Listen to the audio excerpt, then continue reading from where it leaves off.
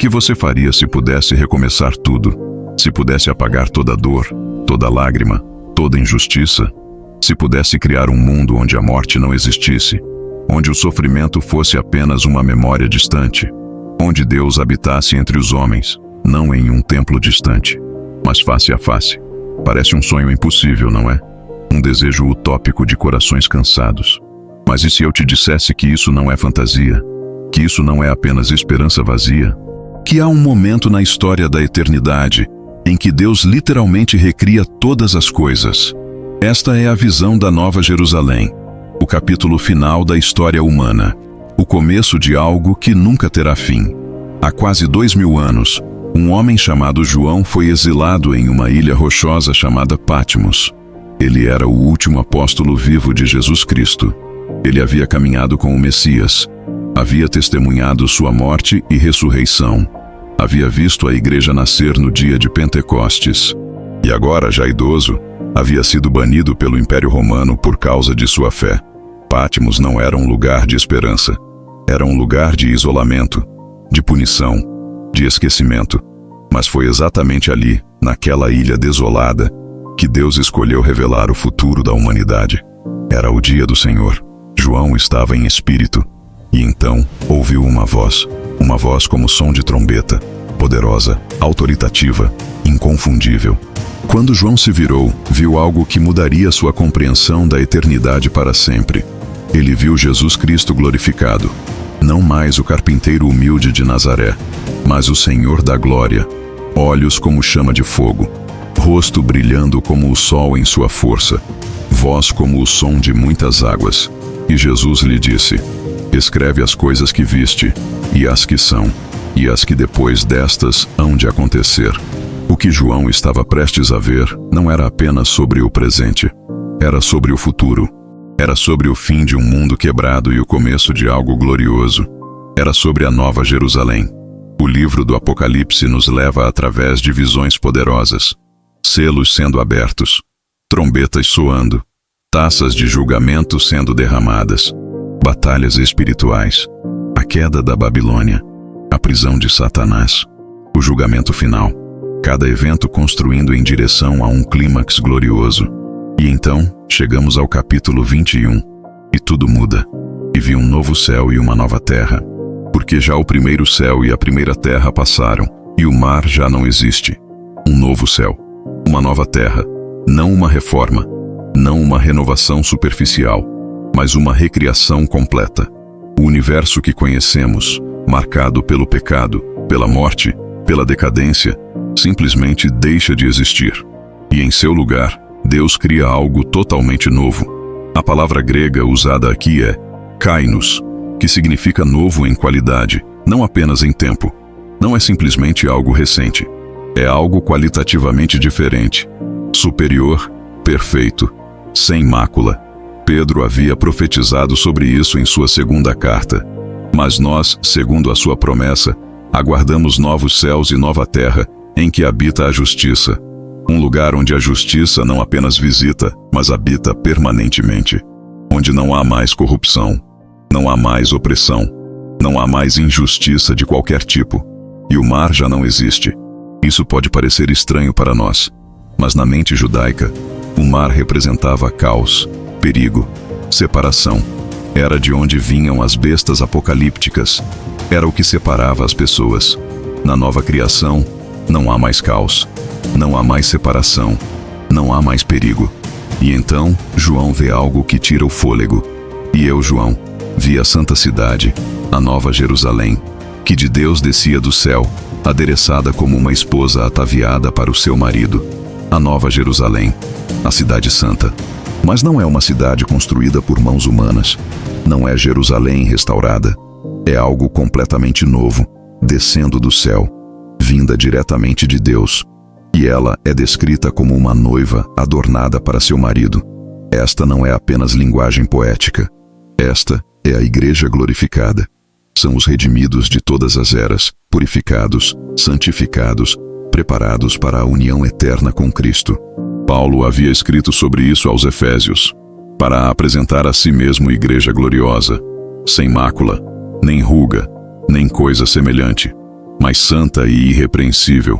Este é o momento, a consumação de todas as eras, o casamento do Cordeiro.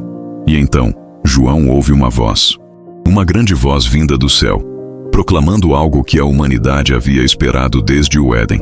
Eis aqui o tabernáculo de Deus com os homens, pois com eles habitará, e eles serão o seu povo, e o mesmo Deus estará com eles, e será o seu Deus.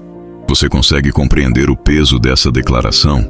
Desde que Adão e Eva foram expulsos do jardim, a humanidade foi separada da presença direta de Deus.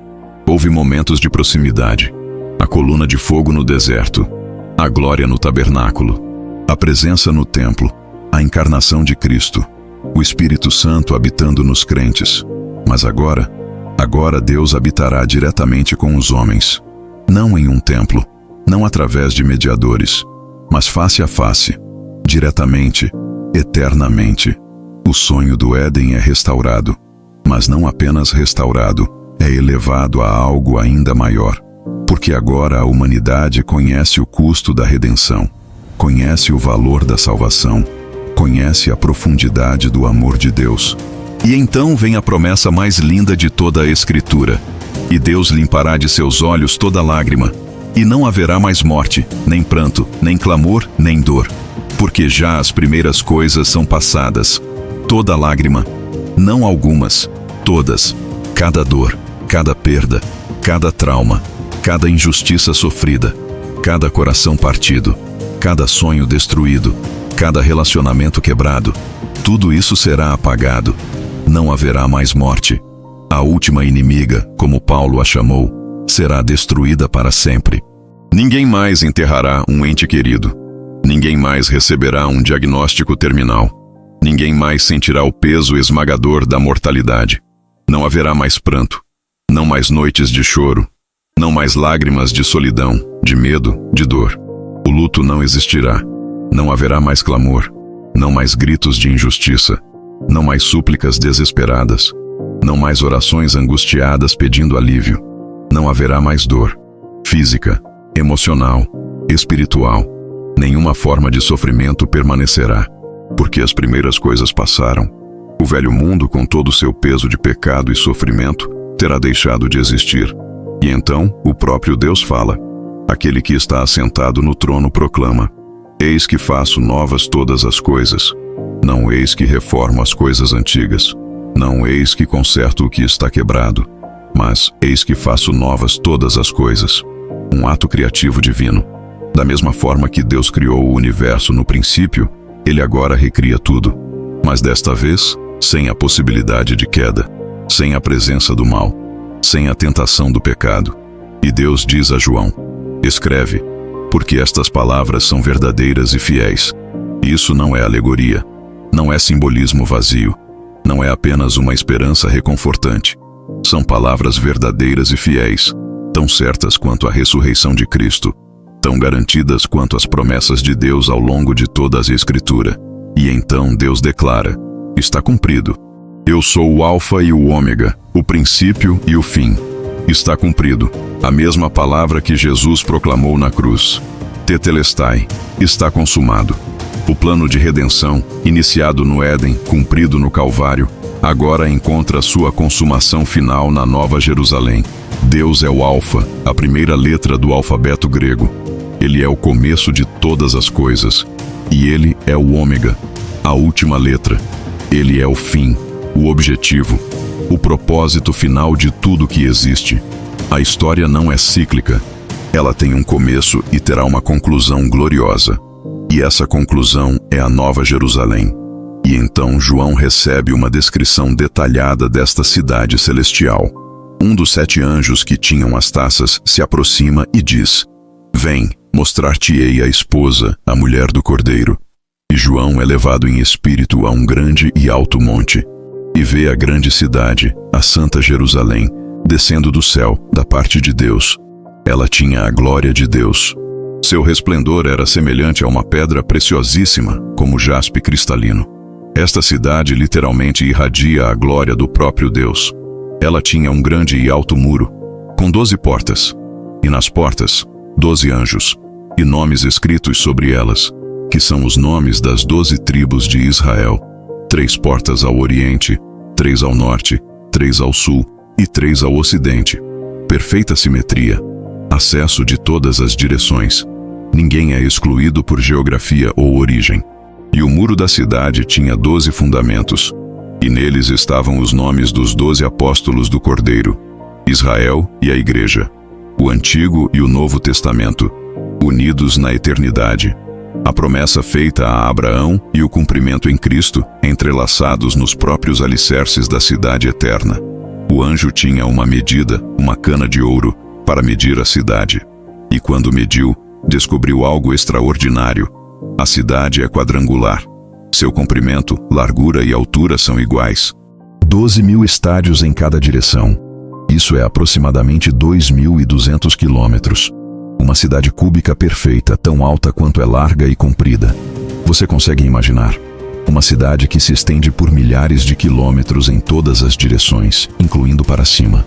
Alguns estudiosos calculam que uma estrutura assim poderia acomodar bilhões, talvez trilhões de pessoas, cada uma com espaço abundante. Esta não é uma cidade apertada. É uma cidade de abundância impossível. Um lar eterno para todos os redimidos de todas as eras. O muro da cidade tinha 144 côvados, aproximadamente 65 metros, e era de jaspe. E a cidade era de ouro puro, semelhante a vidro puro, ouro transparente, algo impossível em nossa realidade atual. Mas na nova criação, até os materiais transcendem nossas limitações físicas. Os fundamentos do muro estavam adornados com toda pedra preciosa: jaspe, safira, calcedônia, esmeralda, sardônica, sárdio, crisólito, berilo, topázio, crisópraso, jacinto, ametista. Cada fundamento resplandecendo com beleza incomparável. E as 12 portas eram 12 pérolas. Cada porta era feita de uma única pérola. Na natureza, pérolas são formadas através do sofrimento da ostra, que reveste um irritante com camadas de nácar. Essas portas podem simbolizar que a entrada na cidade eterna veio através do sofrimento de Cristo. E a praça da cidade era de ouro puro, transparente como vidro. Mas então João percebe algo que deveria estar lá, mas não está. E nela não vi templo. Não há templo. Em uma cidade que é o cumprimento de todas as profecias sobre Jerusalém, não há templo. Por quê? Porque o seu templo é o Senhor Deus Todo-Poderoso e o Cordeiro. Não há necessidade de um edifício sagrado. Não há necessidade de um lugar especial de encontro com Deus, porque Deus mesmo habita ali. Sua presença permeia cada centímetro da cidade.